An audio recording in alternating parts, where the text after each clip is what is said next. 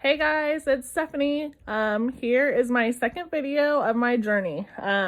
It's been Easter weekend. Lots of things have happened. I've had high moments and low moments this week, kind of freaky moments this week. Just since I talked to you last time, my spirits are still so good. I'm keeping them up. I've done several amazing things, but I think last time I didn't explain enough about the start of my journey. So I wanted to talk about, because I know a lot of people want to know what happened. How did I get to only having one arm, right? How did that happen? So having lots of fun with friends. That's how it happened. And it doesn't mean those people aren't friends anymore, but went over to a friend's at a party. I was drinking, several people were drinking. We were having a good time. The driver of the ATV was not. He had taken another group of people out and actually was driving a little more crazy with them than he did with me. We had just gotten in the ATV. He said, "Everyone make sure you put your seatbelts on." I reached across, I put my seatbelt on, and we went. He went up and kind of caught a hill funny, and it tipped a little, but he corrected, and we came to a complete stop, kind of tipped. And what happened then was it just kept going. It just kept going, and I don't know if I thought, oh, we're stopped, let's get out, because, right, I'd been drinking. And so I, had my arms kind of, it's hard to describe in this, but kind of out, and the ATV just landed right on it. The people that took care of me in those moments after probably actually saved my life. Not only, I lost an arm, and that's a hard thing, but those people probably saved my life. It's hard because these are new friends. I was at a good friend's house, but met a lot of new friends, and these new friends probably helped save my life. One girl ran up to me and put her arm under and realized I was bleeding and said she needs a tourniquet. And my husband took his shirt off and immediately wrapped it around my arm and twisted it as tight as he could, as tight as he could. And probably that act alone saved my life. I have learned recently that the artery that was occluded, which was my main axillary artery, was completely occluded. That can bleed out in 2 minutes. If I didn't have amazing, fast-acting people there that night, whether we were drinking or not, they were amazing and they did exactly what they were supposed to. I may not be here today.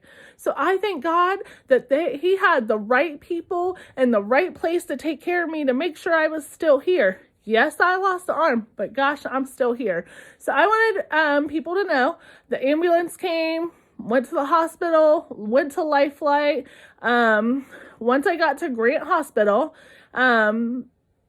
after I saw a doctor and stuff, he told my family, I'm going to give her the best arm for her. The best arm for her. He said, I can't promise you that means she's coming out with an arm. She's probably not. I'm going to give her the best arm for her. This was the best arm for me, and I'm okay with that. I am completely okay with that because I'm alive. I'm here to be a mom, and I will be back to nursing before anybody knows it. I am. I already told my kids and my family this week. I go to the doctor to see the surgeon. At this point now, it's 2 weeks.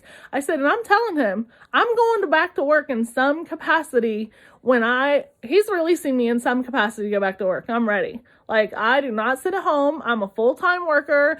I cannot do this. So went to surgery, came out. This is what I came out with. I actually came out and there was a wound vac on it because it was so dirty from being on the ground and in the grass so long that they put a wound vac on it to make sure it stayed healthy. So I had this big thing on, sucking stuff out so I wouldn't get an infection for 2 days. And then the Monday after is when I had my neck surgery, and they took that wound vac off to wash it out and clean it and see if it was healthy. And thank you, Jesus, it was, because he thought he was going to have to leave that on for a couple more days and see how it was after that. and then close, because you don't want to close it dirty. You don't want to have anything in there. And he said it looked amazing. And the only person that could have made it look that way is the man above, the higher power that you believe in. Whatever higher power that is, it doesn't have to be God. Whatever higher power you believe in, that is the person that made my arm clean in the second surgery. So he came out, it was dressed. And so, I was determined by that point, okay, I don't have a win back. I'm going home. And that's what I did. I was home on Wednesday. They discharged me Wednesday, 2 days later. From what I found out, originally, when I came out of the first surgery, I was supposed to be intubated and spend 24 hours in the regular ICU. I was not intubated when I came out. I had big wide eyes and I was freaked out. I was so freaked out that I only had one arm. Like I told you in the last video, Mom, I only have one arm. Babe, I only have one arm. And but I wasn't intubated.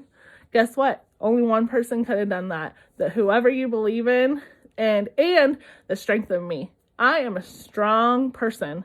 Like, God has given me that strength, and I'm a strong person, and he also is a strong person. He is here for you. So,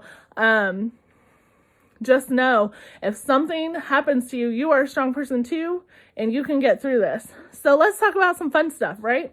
So, my journey is going to be hard. There's things that are going to be so hard to do, right? It's going to be so hard to put your hair in a ponytail, so hard to write, so hard to just do some normal things that you do. So, but I did some of those things this week. Over the last 4 days, whatever day it was last time I talked to you, I've did some of those things because I am not going to let this keep me down. So I put my hair in a ponytail. I've watched some of the videos, and those people are so amazing that have also lost their arm, and it's so awesome that they're showing tips and tricks, because guess what? I put my hair in a ponytail. Was it a great ponytail? Nope. Will I get better at it? Oh, for sure.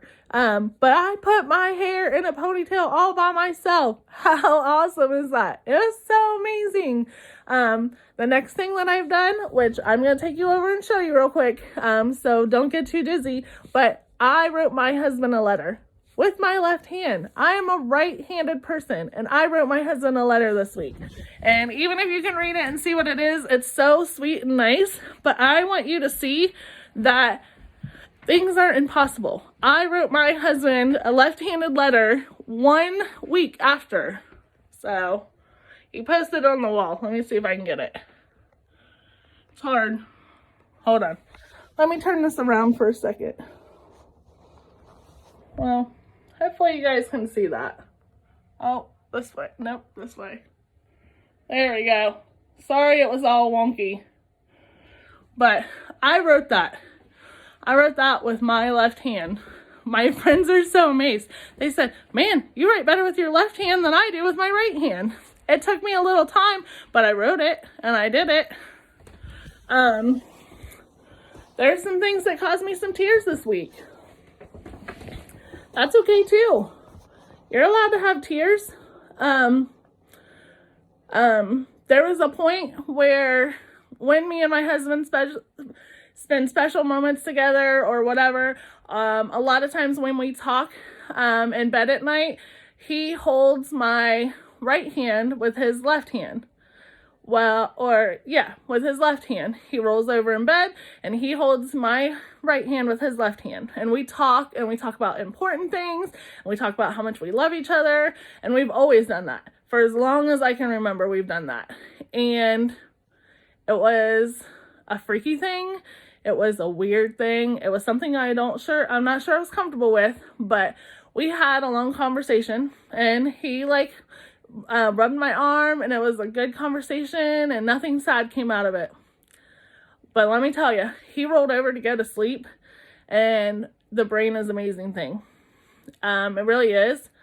God is an amazing thing. Whoever did this, it's amazing. So I'm laying there and I'm trying to go to sleep, and I'm sure I'm getting ready to doze out, and all of a sudden I'm laying there and my hand is cold, and I feel the warm fingers of my husband intertwine with my hand that is not there. I did. I swear to goodness I did. And I said, no, I'm not ready for that. It freaked me out. And it only lasted a minute, but I did it. And it was amazing now that I think about it. And I've cried when I've told people about it, because that is such an amazing connection that me and my husband always have. And my brain knew that and knew I needed that, and it gave it to me. And God knew I needed that, and they gave it to me. And I got this amazing, amazing feeling and memory of something that I cherish that I did with my husband. And that's something I took for granted that I didn't even know how much I cherished. I didn't even know. So the next time that happens, if it happens again, I won't be so freaked out, and I'll embrace it. But it did kind of freak me out this time. I was like, holy cow, I'm not supposed to be able to feel anything. I could feel my husband's hands in mine. His left hand was holding my right hand, and he was almost asleep, rolled over. He was like, what's wrong, babe? I'm like, something freaky just happened, babe. He's like, what? And I said, I can feel your hand in mine. And he's like, that is kind of weird. But it was cool, and it was good, and it puts a smile on my face now, and it's not so weird, and it's not so freaky. I went to Easter with family this weekend. I went to softball and watched the softball team play. My daughter didn't get a whole lot of playing time this week, but guess what? I went and supported the softball team. So I am getting back to normal life. And if something like this happens to you, you have to choose the high road and get back to normal life as quickly as you can. You know, some people it's going to be a little harder. You're going to have to work a little harder to get to that normal life. I didn't lose my leg. There's other injuries that could have happened that makes it a lot harder to get back to, and a lot more therapy and stuff to get back to normal life. But do it. Work hard to get there. Your family, there's people out there that love you. If you don't have family, there's friends, there's support, there's people out there that love you. So work hard and get back into life. Don't go down that tunnel. Don't go down there. It's okay to have those bad days. It's okay. I'm trying to think. I cried about something I couldn't do this weekend, and it must have been so fleeting, because I can't even remember to tell you. I'm going to have to write it down, because there was things I cried about that I couldn't do this weekend. So on a positive note, and at the end of this, I want to tell you one more thing. So you know how pretty my hair looks on this video? This whole video, I bet you're like, wow, her hair looks pretty good. Probably not, but I hope you were.